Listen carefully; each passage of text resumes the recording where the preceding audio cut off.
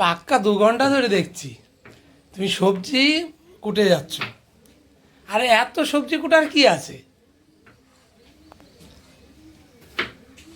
আরে এত কিছু লাগে সবজি কুটতে? সরঞ্জাম? সবজি এত কাটিং করার কি আছে?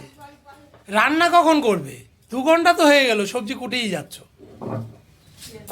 বন্ধুরা, ও যে কথাগুলো বলছে এই প্রশ্নের উত্তরগুলো তোমরা দিও, আমি একটা প্রশ্নের উত্তর দেবো না।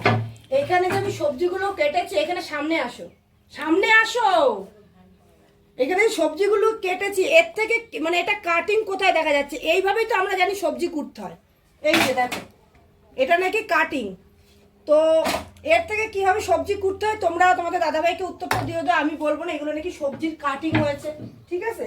আর সত্যি কথা বলতে আমি তো সবসময় একটু সবজিটা গুছিয়ে কাটি, আমার দেরি হবে, কিছু বলার নেই, সে যে আসুক না কেন।